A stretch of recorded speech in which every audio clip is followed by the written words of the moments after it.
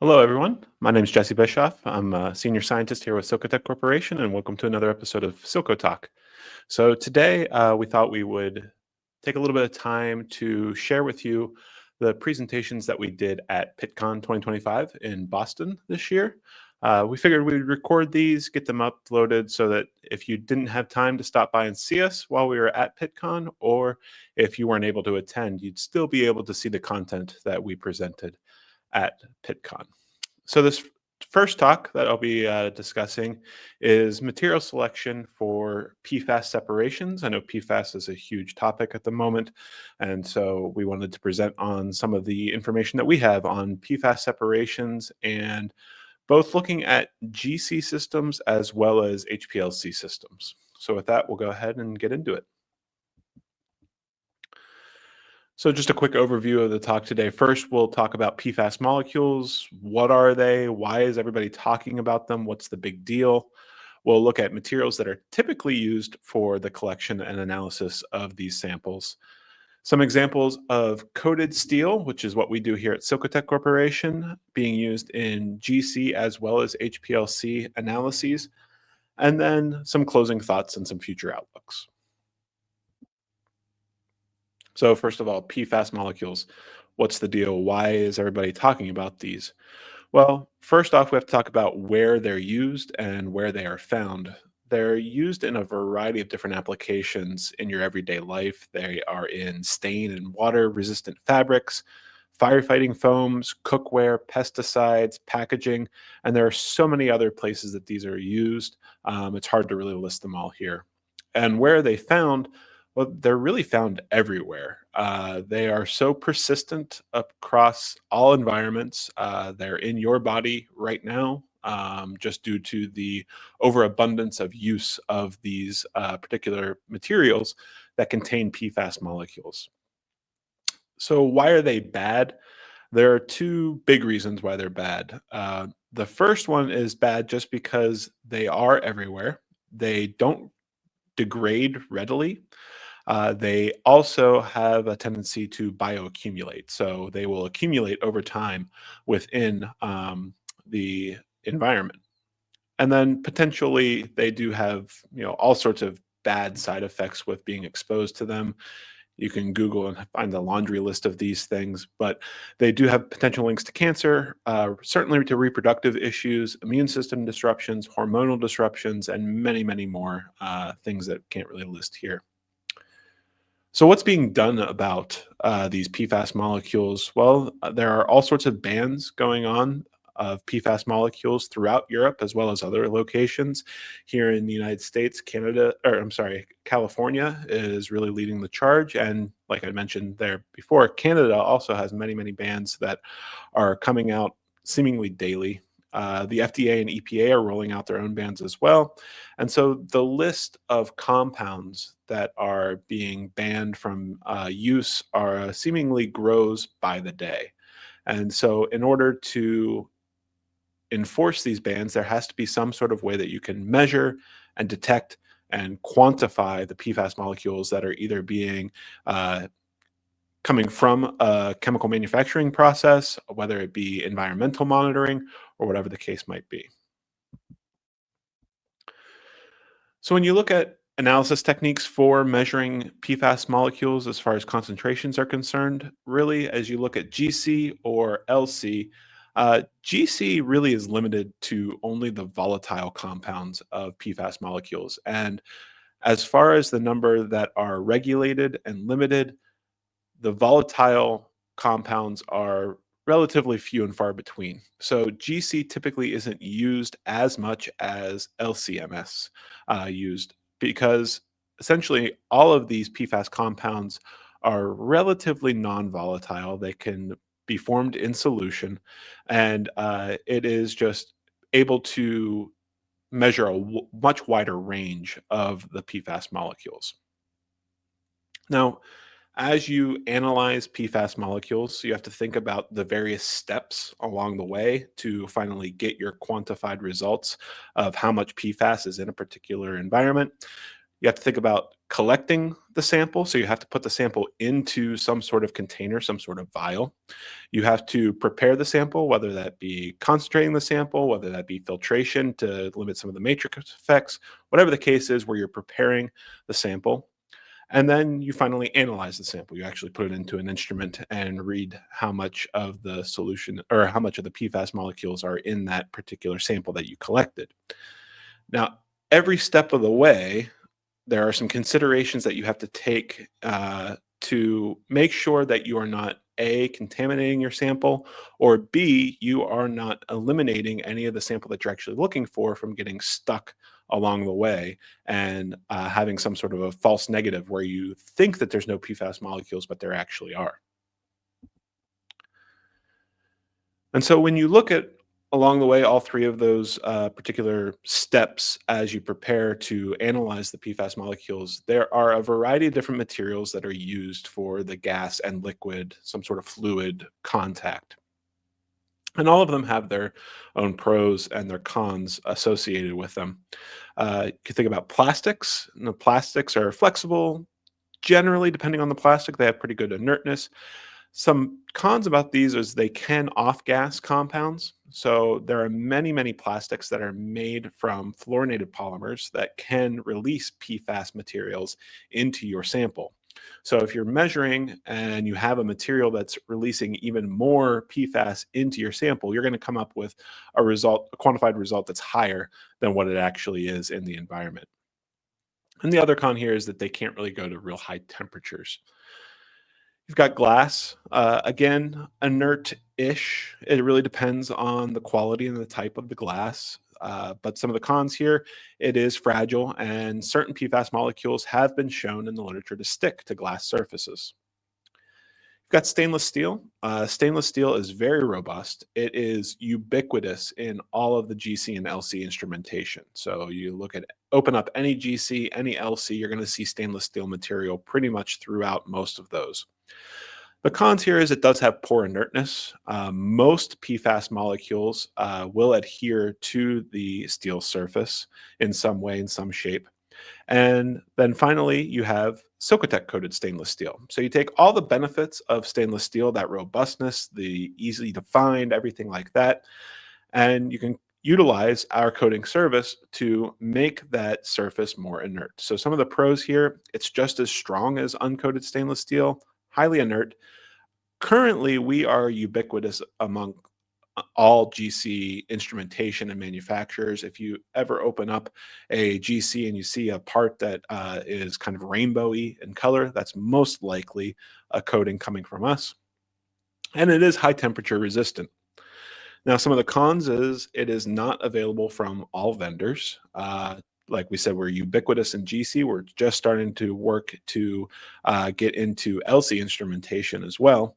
And it is obviously going to be more expensive than just stainless steel, which tends to be more expensive than glass or plastic. So it is the most expensive out of the other options. Now, as we go through this talk, I really wanted to discuss two specific coating options. One is widely used in GC, the other is widely used in LC. So, Silconert 2000 is a coating that is an amorphous silicon coating. It is typically used in GC manufacturing and GC instrumentation. It's even used in certain steel columns as an inert surface onto those steel columns. And this has been adopted by the GC world for years and years. The other coating that we're going to talk about a little bit is Dursan. Dursan is an amorphous glass-like coating. The reason why we suggest Dursan's use rather than Silconert 2000 in LC applications is it does have good high pH liquid contact resistance. So where Silconert 2000 may dissolve at pHs of like 8 or maybe a little bit higher, Dursan is able to withstand those high pHs up to 10, 11, 12, even up to 14, depending on the conditions. So we'll start talking a little bit about GC applications. Now, as I go through these next few applications and show you some data, one thing that I did want to point out is that we used to be a department within ResTech. And as we spun out to become Socotec and be our own company, a lot of coatings went through some brand name changes. So what I wanted to show here is just a list of some of the different names. But on the left-hand side, these are all amorphous silicon coatings, and it is only amorphous silicon. So if you see Silkalloy 1000, Silkonert 1000, or Silco Steel, those all have equal surface chemistries to them. It's an amorphous silicon coating, and then the surface is just the native oxide on the amorphous silicon that comes out from the reaction chamber. On the right-hand side, these all have equal surface chemistries as well. Silkonert 2000, you'll sometimes hear this referred to most as sulfonert. That was the old brand name. Silkonert 2000 is our brand name. They are equal in chemistry, and both are produced here at Silcotech Corporation. And the other one you might hear as well is Siltech. So as we go through these next 3 slides, keep those in mind, equal surface chemistry. And really when you look at PFAS molecules sticking to surfaces, the surface chemistry is the most important factor there as far as what is on top. So Silkalloy 1000 and Silco Steel, those are not as inert as the functionalized amorphous silicon Silkonert 2000 and sulfonert. So before I get into this slide, I just want to explain over these next few slides exactly what's happening here. What I'm showing you is essentially what they call wet up or dry down performance. And what you have is a tubing material with a gas source that has the analyte of interest that you're looking to measure. In this particular slide, it's methanol. And you have a gas source that does not have that particular material. It should have an inert gas like hydrogen, helium, argon, nitrogen, whatever the case might be. And what you do is you essentially have a valve that switches between those two gas sources. And what you want to see is if you switch from the inert gas source to the gas source that has your analyte of interest, you want to see as fast of a ramp up as possible. So that's the wet up, coming to a stable baseline once it actually reaches the concentration that you're trying to measure as it goes through that tubing material. Then once you shut off that particular analyte that you're looking at and you switch back to the inert gas, you want to see a sharp decline and as quickly as possible go back to a concentration of 0.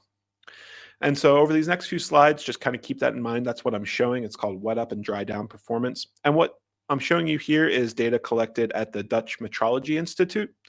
They were interested in measuring methanol. And so I know what you're saying, methanol isn't a PFAS molecule.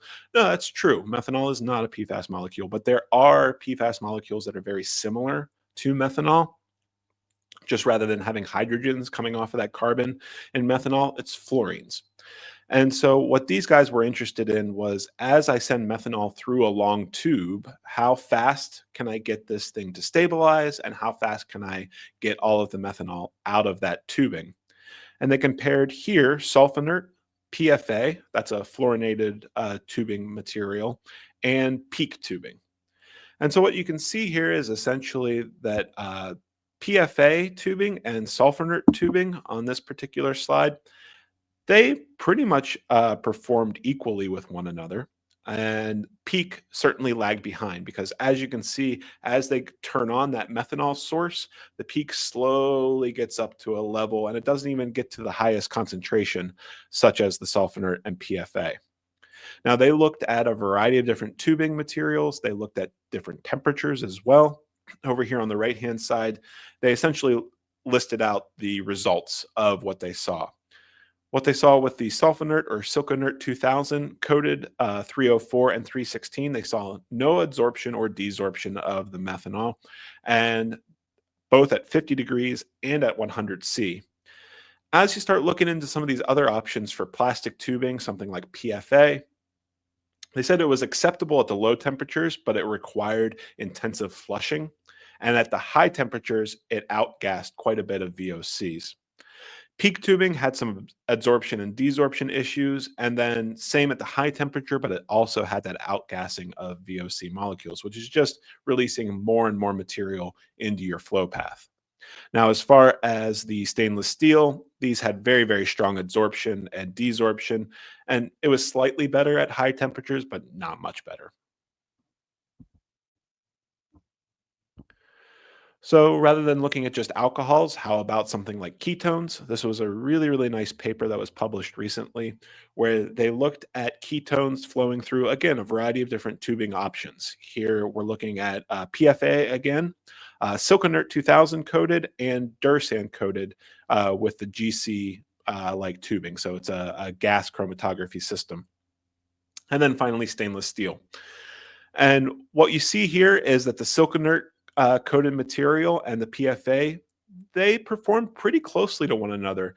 Now, you do see some lagging, especially as those carbon chains get longer and longer. They're going to get stickier to the surfaces, but you see that in PFA as well. Dursan did not perform quite as well as Silicon Inert 2000. And then finally, just bare stainless steel. You can see even for some of the longer chains and Dursan too, it wasn't able to even get up to the concentration of a normalized signal where it said, okay, we're getting everything through that tubing that we are looking to see. So, how about some PFAS molecules? Here's another paper that was published recently. And here they were looking at these three PFAS molecules over on the right hand side. You'll see a fluorotelmer alcohol. So, again, another alcohol. You'll see a carboxylic acid over there, as well as another carboxylic acid that also has an oxygen group embedded into the fluorine, carbon fluorine chain. And not only here did they look at comparing, you can see on the bottom here, PFA, high density polyethylene, and Silco steel, which again, reminder, Silco steel is the less inert of our two options for GC applications. But they also looked at dry and humid conditions. And then on the right hand side, they compared PFA to just bare stainless steel. So as you look through these molecules, again, wet up and dry down, you want it to happen as quick as possible. So the tubing delay time here, the higher the tubing delay, the more that that particular analyte is getting stuck in the tubing as it's going through. And as you can see, the Silco steel performed relatively well compared to PFA and HDPE for all of the molecules except for this PFBA molecule. And I'm not entirely sure why it didn't perform quite as well as the other options. But if you look at the FTOH only over on the right-hand side compared to the orange markers on the left-hand side, so comparing essentially A to B, just orange markers on A and over here on B, you can see when you have the Silco steel coated stainless versus just bare stainless, the dramatic difference that that has. And looking at that one data point with stainless steel and 120 degrees C whenever it's in a dry environment, you can see that that is 5,353,000 on the time delay. So huge impact at that particular application whenever you're looking at high temperature and a dry environment rather than humid environment. The coated material performs much, much better for analyzing these PFAS molecules. You'll get the PFAS molecule from A to B much quicker using the coating. So switching gears here, going from a gas environment to a liquid environment, I just wanted to share this with you. This was an experiment that I did back in 2018. And I was curious because at the time we were just starting to try to penetrate the HPLC market. And I was looking at TFA. And so trifluoroacetic acid. I was curious as to whether having too high of a concentration of TFA would cause any sort of corrosion on stainless steel. And so on the left hand side here, you can see these are just some coated stainless steel coupons. A is before the exposure to TFA, and B is the exposure after TFA. And essentially coated or non-coated with a 1% TFA solution or a 2% TFA solution. When I soaked these for a week, there was zero evidence of corrosion, even with the uncoated material. I took some coating thickness measurements and it didn't corrode the coating either, which we wouldn't expect it to, but I wanted to make sure. So zero corrosion. But one thing was interesting. After I took these coupons and exposed them to TFA, you can see on the right-hand side here, If I before the exposure, Dursan had a contact angle of about 86 degrees. After the before the exposure, bare steel had a contact angle of about 34 degrees. And that is typical for both Dursan as well as for stainless steel. If it's a nice, clean stainless steel surface, it should have a contact angle in the 30s or 40s for water. After the exposure, I took the coupons, I sonicated them and rinsed them. I dried them in a drying oven. I went back and did contact angle measurement again. On Dursan, you can see barely any change as far as the contact angle, meaning if there was any difference in surface energy, really it wasn't detected using this particular method. But the bare steel jumped from 34 degrees up to 101 degrees. Now, what that shows is that not only not did the TFA do any sort of corrosion to the surface, but what it did do was it stuck around even after rinsing, sonication in DI water, drying the samples. That TFA stuck to the surface, and with those fluorocarbons on the surface, you had a high contact angle with water after the exposure.